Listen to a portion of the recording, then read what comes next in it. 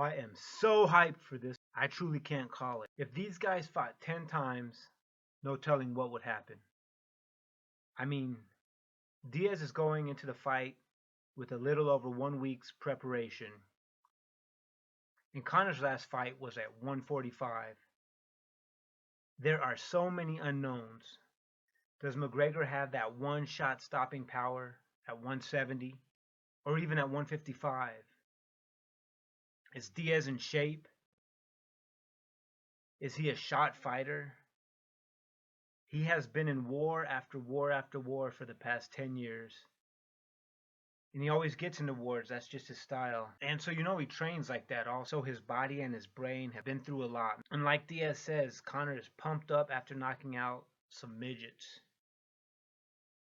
If Conor gets a clean left in and Nate eats it and smiles, you have to wonder what that will do to Mac's strategy. He's used to people falling when he hits them with his clean left, and he's not known to submit anyone, and I have never seen him in the 4th or 5th round.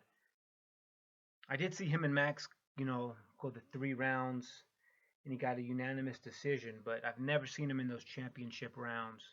He's used to knocking people out. So with the full camp, the Diaz brothers are known to go forever, have crazy conditioning, crazy cardio. I just wonder about Nate's conditioning as well as his health. When you think about how soundly RDA beat him, you have to wonder if he's had his better days. But after watching the media and the weigh-ins, I think Nate has the mental edge. And if he doesn't have the edge, he at least got Conor to react to him. Usually McGregor hardly acknowledges his opponents. He just says they are some body type, but he was clearly rattled at times during the press conferences. Then at the weigh-ins, Nate got Conor to flinch. The funniest part was when Conor asked Nate how his hand was, referring to the hand that he sucker punched at the press conference a couple days ago. Nate just flipped him off with it. So no matter who you like in this fight, this is how all fights should be, with all this build-up and anticipation. I just hope it lives up to it and there's not a quick knockout. I hope we get some good rounds. Anyway, for the prediction, like I said, if these guys fought 10 times, who knows? But tomorrow, even though Nate has had no training camp, and he is a 4-1 underdog, I have to go with Nate, especially if it goes into the later rounds.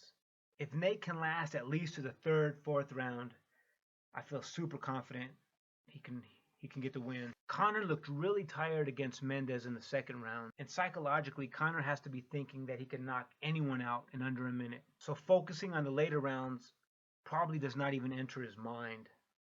Plus, here's the thing, carrying that much extra weight takes energy, even if it is muscle. He is 23 pounds heavier in this weigh-in than his last weigh-in against Jose Aldo.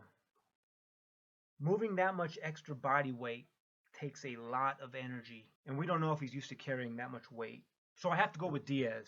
But I really liked how Conor said that he's trying to bring martial arts back. Fighting anyone, anywhere, and not worrying about weight. Just moving up and down, fighting whoever. I wish they would have done this fight without a scale, but it was a great weigh-in anyways. So whoever wins, I really don't care. I just want a good fight.